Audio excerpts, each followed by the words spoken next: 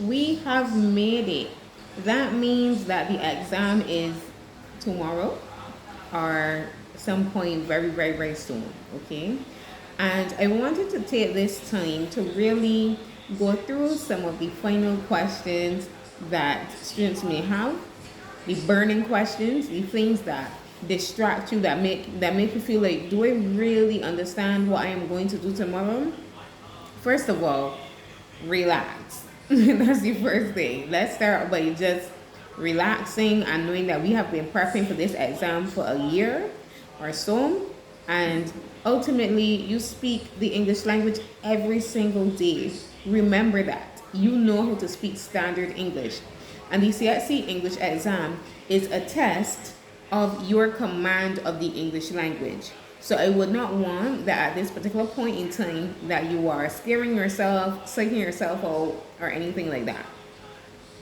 I am going to go through some of the questions that I get quite often leading up to the exam. The first one is with the summaries. With the summaries, you know this already. Absolutely do not repeat word for word the writer's words. Make sure that you are paraphrasing those thoughts. The other thing with your summaries, please make sure that you clearly identify your 5 points so that when the examiner reads your 5 points, they can see how your summary will be structured. Be very, very careful of that. Moving down into the second section, which is the expository section. So this is the section that can have your letters, it could have reports, it could have emails. Notice the list is long, and I know for some students this is not a favorite section, but a few things. If you have been given a report in this particular section, just remember facts. Do not include any opinions. That's one of the quickest ways you can be marked down in this particular section. As it relates to letters, sometimes you may have to do like a letter to the editor, a letter to your principal to explain something. It's just your ideas. You are expressing your thoughts. What I would recommend is, let's say you get a question where you have to explain to the principal why your school needs water fountains. Make sure that you have somewhere on your paper that you can scribble down your points before you start to write. I really want to emphasize this. I really, really want to emphasize this.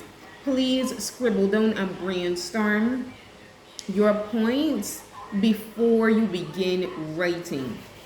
It is an awful feeling to get halfway through your essay or whatever you are writing and then feel like, oh my gosh, I'm blanking out.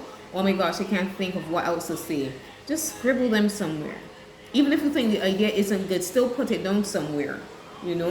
Just get the thoughts out.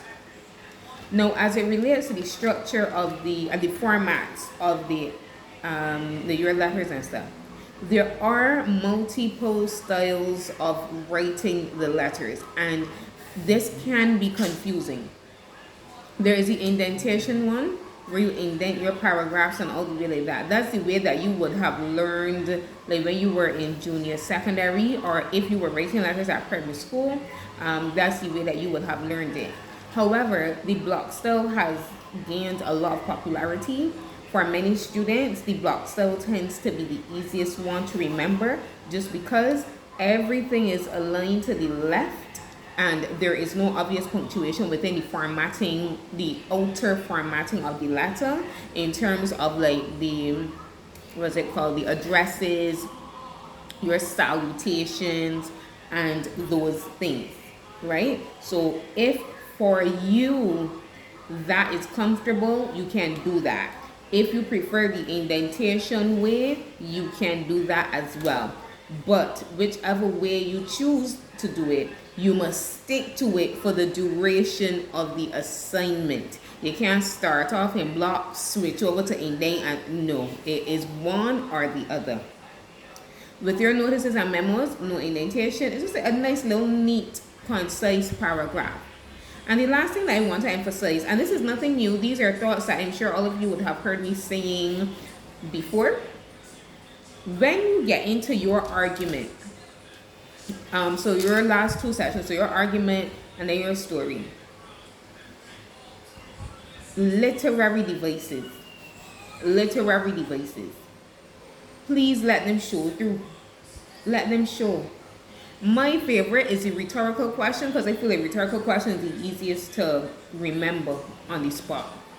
If you get a question of should phones be allowed in the classrooms, hit them with a rhetorical question in the beginning. How do you think students manage at school with no technology all day? Do you think technology has revitalized and improved the way students learn at school? You get the point. But the examiner needs to see your command of certain techniques. So the rhetorical question tends to be one that's easily memorable. You can also do similes, you can do metaphors in your story, you can hit them with a little personification.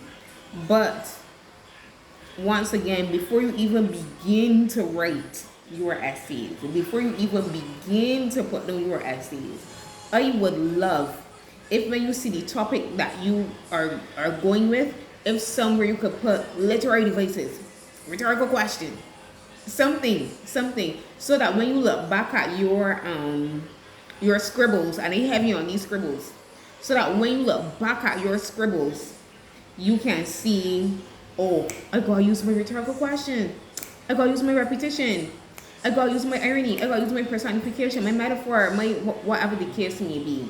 Okay? And with all that said, you will be fine. Don't let me hear about any panicking across the board, and all the best leading up to the exam.